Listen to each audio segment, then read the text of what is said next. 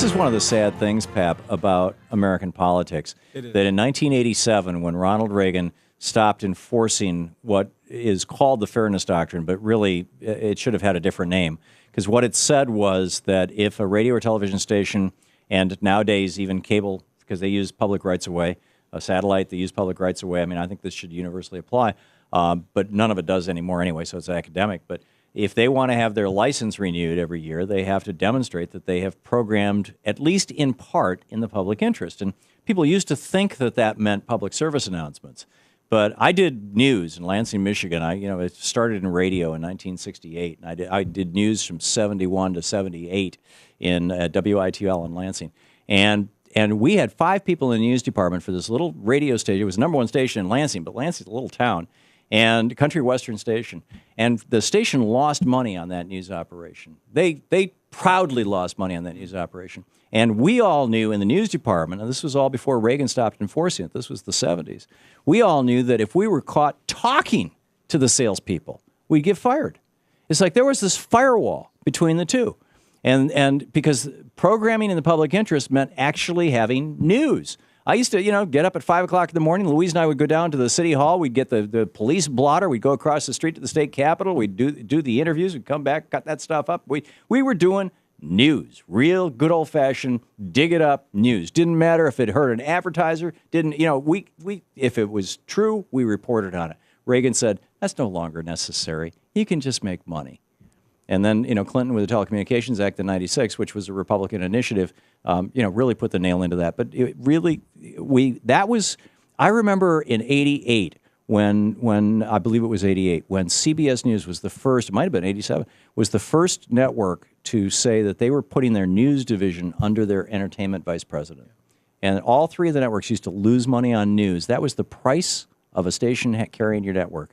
And I'm not an advocate of losing money. My point is that they had bureaus all over the world. They actually reported on news. Local stations did. It was a trade-off. Yeah. You have public airways. The public owns this is a commons. Yeah. It's no different than any other commons. The public owns this, and we're going to give you the right to use these airways. And the contract with you is that you're going to give us news. Right. And then somewhere along the line, people start ignoring it. Now we think NBC or CBS or ABC owns the airways. Yeah. They don't. We own the airways, and we've just allowed them to bastardize the process to where news is not even recognizable. The new formula for news on television, if you just tune basically into any channel, it is the interesting looking wonk, the policy wonk, with the big glasses and the big hair next to you call it Beauty and the Beast, I think is the term you use. That's the combination. It doesn't matter that they don't know a lot. It doesn't matter that they're not giving you the news. It doesn't matter that they're not able to talk about a corporation that might be killing us, might be stealing from us. They're not allowed to do that because the guys on the 50th floor say if you do that, you're going to lose your job. And this is my problem with NPR now, too. Of course. I remember back in I believe it was the 80s, when NPR was fully funded by the U.S. government. They didn't have to worry about advertisers. They broke the story of, was it Cargill or, no, it was ADM, Archer Daniel Midland, price fixing. And there was a $300 million penalty, which was big money back in those days. ADM got hit with a $300 million fine for price fixing on commodities, and NPR had broke that story. They'd done that investigative journalism. And now they're sponsored by ADM. So they dialed back the Republicans in Congress said, okay, let's dial back some of their support. They're no longer, so now they got to go out to advertisers.